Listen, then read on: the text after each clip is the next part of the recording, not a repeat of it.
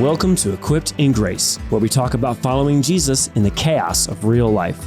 I'm Vinny Pizarski, and if you've ever wondered how to bring your Sunday faith into your Monday meetings, your parenting, your relationships, or just your everyday mess, this podcast is for you. So let's get outside of the church pew and get equipped for discipleship in the wild world in which we live. And that's just what we're going to talk about today. How does one get equipped for discipleship in the wild world in which we live? By being mentored on some level or another.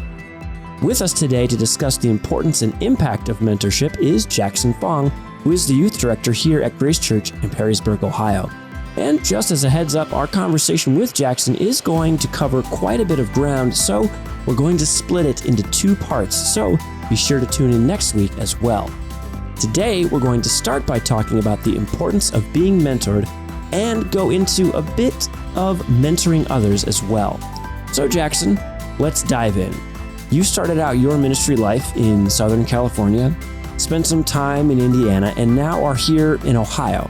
But I have to imagine there was a time when you were not a youth leader.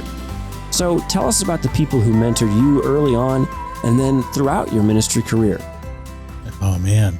God has been so gracious to me in allowing a huge number of people born in my life. Mm-hmm. My first youth pastor, Dr. Greg, he and our lead camp counselor at the time for me, Mr. Lee, they both were phenomenal people that loved God.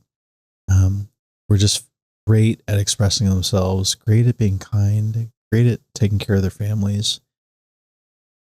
And when I was in elementary school, they were both shot and killed during a church service. Oh my gosh. And the loss of that was very intense for me because there's a lot I just didn't get. Sure. And understandable. I think I was trying to figure out a lot of things. And they were people that he had huge impact. I think there were a lot of things where for a lot of people, it was like, why did God take them so early? Mm-hmm. Dr. Greg he's pretty young, had a really young family. Mr. Lee was on the board for Biola University. I mean, these are people that had like a lot of oomph that, mm-hmm. But I know that for myself and for a large number of people that came from that youth group, God moved in them. A number of them went into ministry, and number of them got pretty intense as far as in education and other places. Those were some people that poured into my life. There were some other people, Mrs. Fithian, who was my Bible teacher when I got transferred unintentionally to to a Christian school. She was someone that saw a lot of promise and a lot of hope, a lot of potential in me, mm-hmm. And was able to speak into my life where I was kind of fading away from God. Oh. And as she spoke into my life, my 7th grade year, I rededicated my life to Christ. And that started a huge amount of change, both scholastically and relationally and socially. There are a number of people throughout high school, college that gave time and energy and effort. Outside of that, there was, he was an executive director for Southern California, Al Siebert. Okay. Yeah. This last Saturday was his memorial service. He recently passed away. And during the memorial service, Michelle and I were struggling through some of that. But a lot of the conversation kept coming up about how much he would regularly point people to Jesus. He would regularly have people pause and read. He'd always been sending them books, always be someone that would remind you that he was someone that really cared about you, that you were important. He'd make time for you. Al and I had breakfast and lunch all the time. And he would always make space to share thoughts, to share struggles, to listen. And he believed in me when I didn't believe in myself. Even though I had done ministry for a long time, traveling from all over the country, and then going back down to Southern California, there were a lot of things I think I had questions and doubts about because I've always been surrounded by phenomenal people.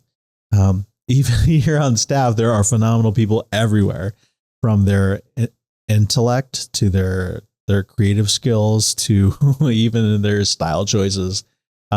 Amazing people. Mm-hmm. And I think for a lot of that, I think I struggled with who I was and who I needed to be. I think in trying to figure out just to hear what is God saying. Yeah. I think we naturally struggle with that by ourselves. Right. But then you throw in social media, you throw in comparing yourself with other people as far as what do they have? What do they have? You don't. What trips do they go on? You whatever. And I think when I went back down to Southern California and I got introduced to Al, I was someone that was just, he spoke life. And he didn't really know me. He had heard about me from somebody else, and we had talked and we met. He made time regularly, like once a month at least, sometimes 3 or 4 times. Yeah. And when we'd get together, he would open other doors of opportunity to speak, to teach, to write, to create. Things I never would have dreamt of for myself, things I never would have thought about, or I wouldn't have even had a clue about. Mm-hmm. And he saw possibilities and potential in me.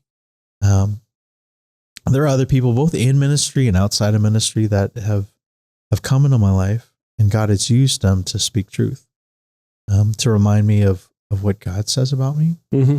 Because I think by myself, again, I would compare myself, or I'd doubt, or I'd question. Sure. But in the midst of all that, as God kept bringing people into my life, I think it was something that helped me to see more of who I could be, more of what God was telling me. Mm-hmm. And I think people like that, Les Christie was he's been known as one of the oldest youth pastors ever. Mm-hmm. He was the chair of William Jessup University. He took time out when I was living in Sacramento. He would take time out and we'd go for lunch, just meet up to talk. Mm-hmm. People like that. There are a lot of people that have made time over and over again.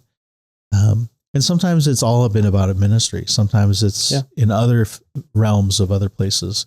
And sometimes maybe it was just a teacher, or maybe it was a youth worker, a college volunteer. These are people that would make time, would give time. People in all sorts of different walks and connections, to remind me of either who I am or what God calls me, or that there's still hope.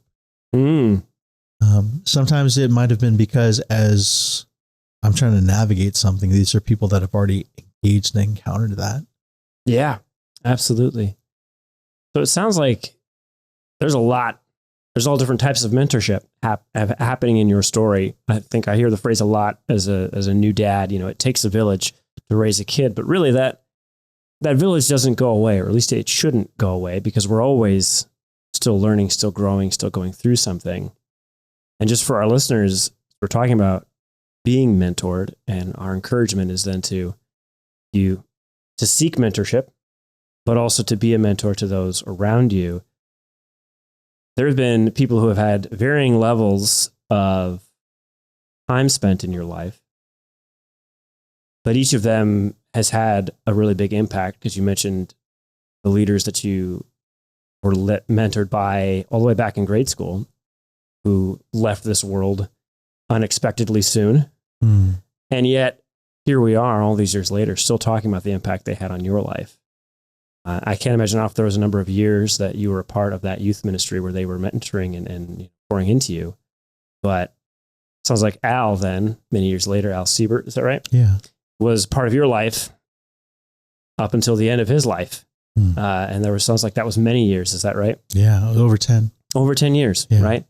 So there's a long relationship. Then you had teachers and people who were just on your path of life, and then other people who maybe sought you or poured into you because they saw the potential in you. And just, I think it's shifting then to for our listeners, shifting into how to mentor people and how to look for that. It can look like any number of things. The typical way I hear about it in church circles is, meet with somebody once a month. But sometimes it can just be sharing your story with people. I imagine it can be that simple, as you hinted at that a little bit, of sharing your story in a way to part of your story will impact or meet them in a season that they need. Yeah. I think when we look at the idea of mentorship, there's all sorts of different perspectives on it. You have a mentorship, and a mentor could be someone that has just entered a life in an area that you just admire or you appreciate. Mm-hmm.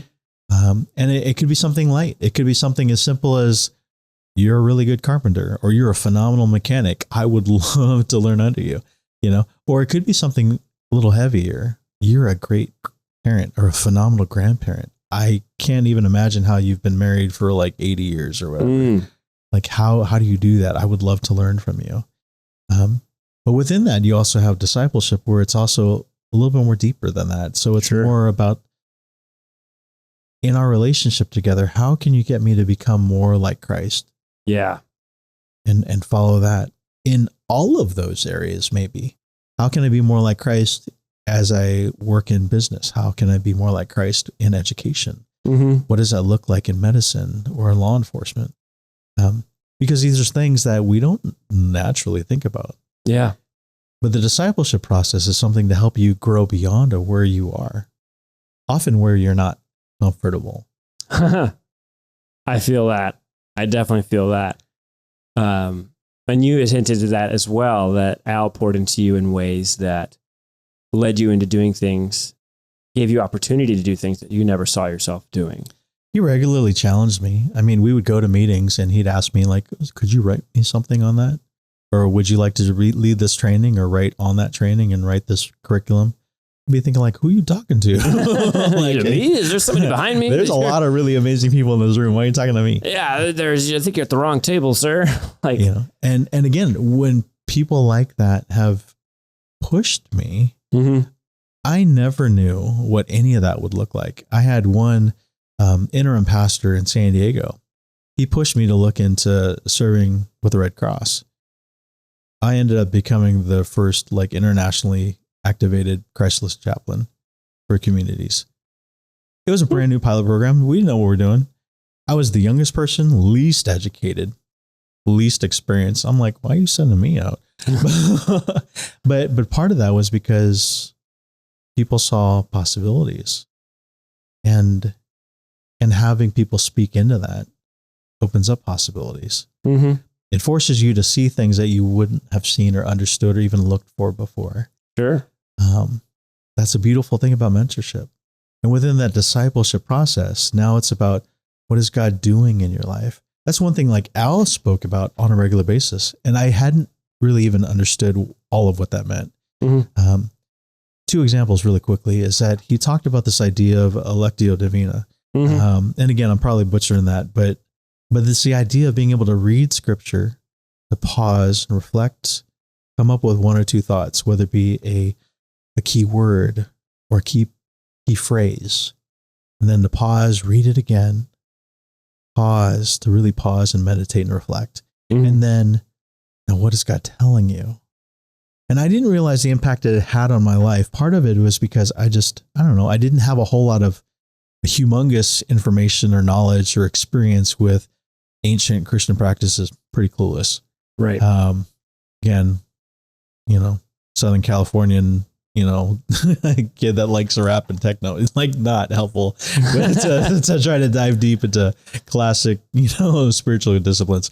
But within that, the idea of to dig deep and to pause and reflect. I did not understand how much it impacted me until a couple of weeks ago when we went on our high school mission trip. And there was a space and a time where I was struggling and doubting with a bunch of different things.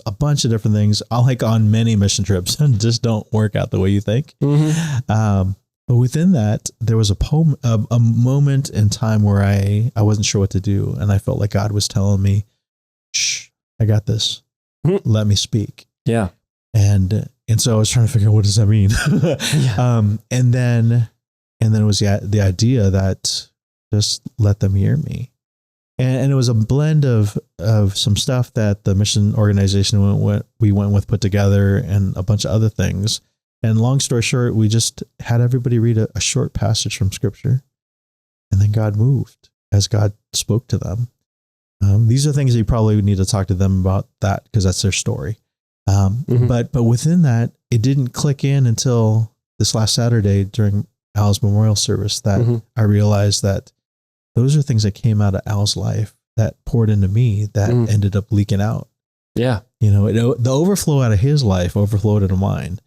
And as God was overflowing information and material and all sorts of things out of my life, it ended up pouring into theirs. Those are those signs of discipleship and mentorship. Those are the fruit, and realistically, I do what I do because all those people poured into me. Yeah. I would love to be the people that poured into me. As they poured into me, I would love to do the same. And at the same time, every time that there was a vacuum, I think that part of my heart is, can I be that person in the middle to meet people where maybe there wasn't somebody for me? Right. I think those are some of the highlights I think that God has spoken to me over the years through so many people. I think that would be the spot that I would almost be most inclined to look for in mentoring people, is when I see someone going into a spot where there wasn't someone for me, because that's where you would have, or I would have, a unique understanding of that situation. Yeah. I always gravitate towards like the small skinny kids at a youth group, because I was the small skinny kid who was at the bottom of the totem pole, not popular, not well liked. Yeah. And there was no one to mentor me through that. I just had to figure it out. But so it's always like, that's, there's other parts where people obviously have mentored me, but that's the spot where like, yeah, you talk about stepping into that vacuum, going like, ooh, I see you where I was. Yeah. I don't want you to get stuck there. And it's a very interesting dance, because on one hand, God's call for us to be obedient in that is to step out in faith. And whether it be to ask for a mentor, or like we see somebody and we are really in awe of what God is doing in their life, whether it be something light as far as a skill set, or something really deep as far as maybe where God has brought them as a human, and asking them, hey, can we spend some time together? I would love to learn from you. Yeah. That is a hard step of faith. It is. It's another hard step of faith to look at somebody and say, I know where you've been, or I know where you are, and I want to walk with you. I would love to spend some time with you to kind of encourage you and pour into you. Like, the fear of rejection is real. Yeah. Oh, very. Yeah. It keeps us bottled up in more ways than one. Yeah. But if we can think about what that means, just the step to say, I just want you to know you are important. And I think you're amazing. And I'd love to encourage you and support you in whatever God has for you in life. And maybe you lead that, I would love to spend some time with you. Tell me about your week. Tell me about your needs, your wants. What are you interested in talking about? Yeah. How can I be supportive? And within that, maybe sometimes it's just organic. But that takes time. That takes intentionality. Yeah. And that's where not only does that step of faith come in, but the willingness to let the Spirit move and give the Spirit plenty of freedom to do whatever God wants to do. Making disciples, mentoring people. These are things Jesus did as part of his ministry here on earth, and before he ascended into heaven, his parting request to his disciples was to go and do likewise, to go and make more disciples. That's why we here at the show feel the subject of mentoring is very important, and why we're going to spend a couple of weeks discussing it. Next time, we'll dive even further into the practicalities of mentoring someone and why it's something we don't need to be intimidated by. If that sounds interesting to you, then we look forward to having you along for part 2 of Mentors and Mentoring next time on Equipped in Grace. Well, that's all the time we have for today. But before you go, do consider giving the show a like or a comment or a review in whatever platform you may be listening from. To be notified of our latest content, just subscribe or follow this show on the podcast app of your choice.